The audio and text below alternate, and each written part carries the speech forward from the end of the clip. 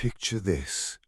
A hunter is walking back to camp alone at dusk, later than planned, after a near miss with a predator that came out of nowhere. That night he can't sleep. Every snapped branch outside makes him sit up. The next morning, back inside the safety of camp, he's still flinching at shadows that aren't there.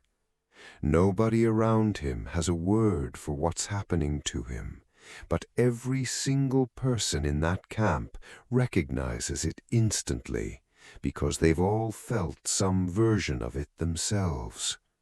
So here's the actual question. Are anxiety and depression modern problems, some side effect of office jobs and phones and sitting indoors all day? Or did ancient humans carry some version of these same states too, just without a name for them? The honest answer is more interesting than either extreme, so let's actually look at it. Start with anxiety, because it's the easier case.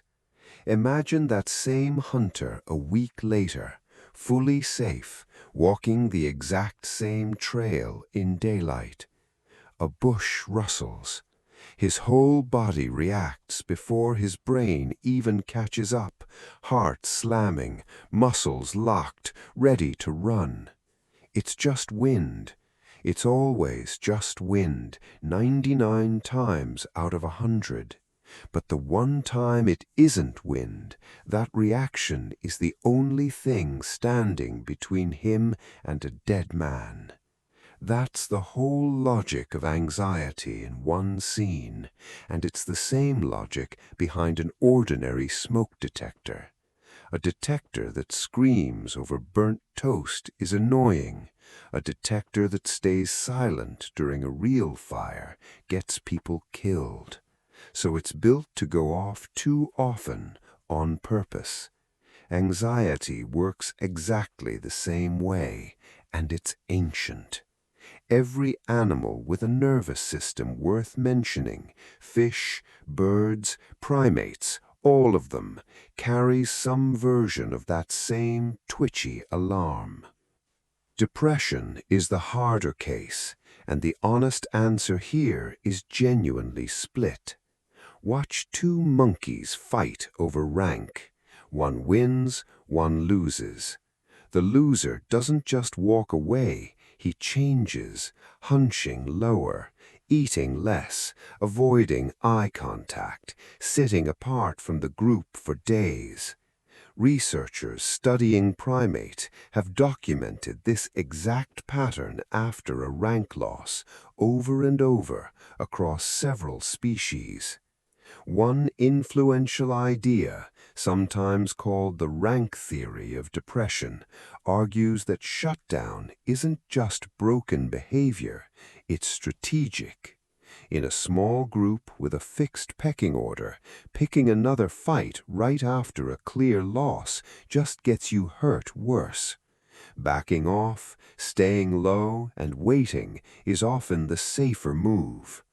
A related idea pictures depression as a kind of forced inward focus, stripping away everything except the one hard problem a person is stuck on, at real cost to mood and energy, until it gets solved.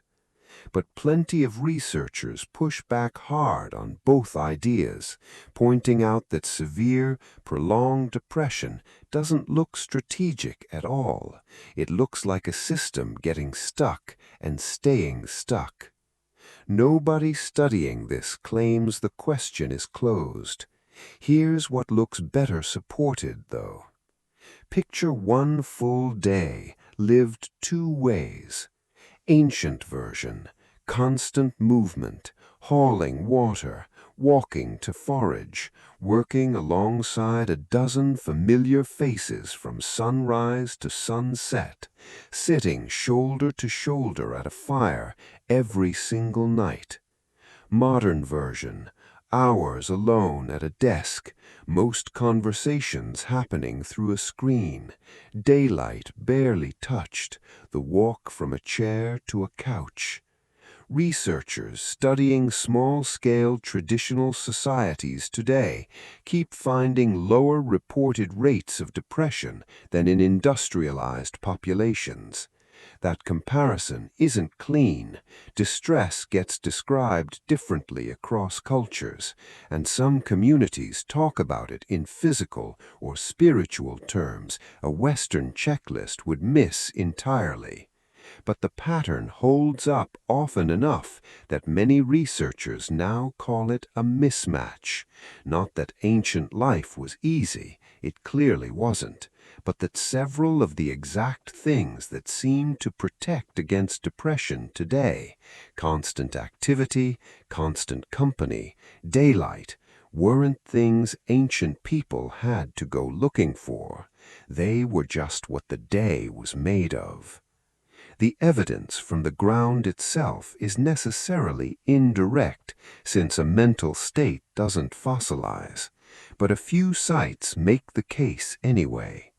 Some Neanderthal and early human burials belong to individuals who survived crippling injuries for years before death, injuries that meant someone had to feed them, protect them, and carry them the entire time. That kind of sustained care only happens where there's a real bond worth protecting.